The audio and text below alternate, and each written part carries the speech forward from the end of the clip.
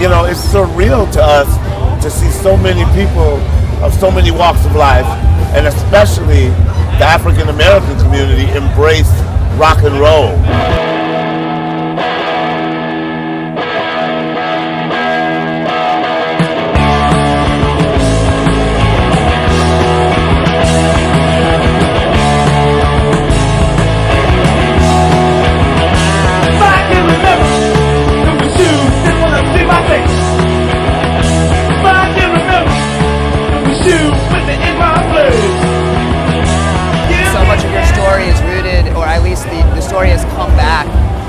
Documentary film, and that's a really beautiful thing given the fact that you're playing at AFROPUNK Festival, which also has its roots in lots of ways in documentary film. Right. And on top of that, to have you guys here, in many ways the original, well, let's say the original punks, but if you're going to get really narrow about it, the original Afro-punks. Yeah, well, and you're here. We accept that, and we appreciate that. You know, once again, you know, I mean, another musician from Memphis told us, one of the great things about you guys' stories is that in the 70s you had no idea you were laying down the groundwork and the foundation for punk music. Yeah. And it's very true. I mean, back in the 70s, if you called somebody a punk, you got a bloody nose. Yeah. They were fighting words. So we were just doing hard driving Detroit rock and roll. I mean, we wanted to be like Alice Cooper, Bob Seger, The Who, you know, Grand Funk Railroad, Ted Nugent, the Amboy Dukes, and all those great Detroit bands, Iggy and the MC5, you know. So we're just honored that our music has more or less been noticed to be, you know, what the historians are saying about us. It's great. These guys were ahead of the time. They were ahead of the time.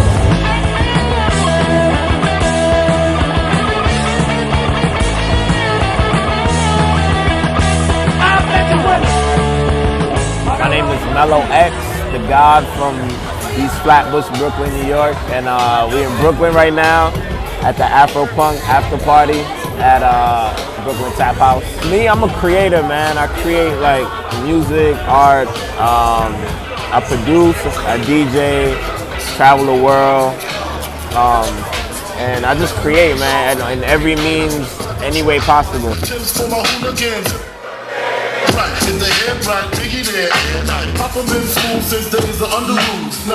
Where do I want to take the people and the culture with my music? I want to take them on like a journey of like being able to do it yourself. You know what I'm saying? Like I don't have any big companies behind me. Like I've literally like been to mad continents, like just for making music in my bedroom in Flatbush. You know what I'm saying? Like you could do that shit.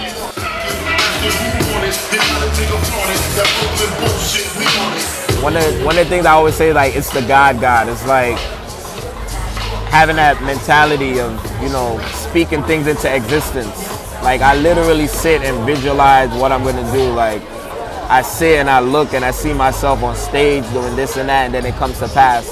A lot of places I've never been before, years before I projected that I'm gonna go here, like Australia, Africa, like I projected these things and then they come to pass, you know? So everybody has that mental capability. It's not something that you're born with or whatever. It's like anybody can get to that mental state where you know, visualize things and it comes to pass. So I guess that's what I want to happen. That's what I want to bring to the culture, that mind state.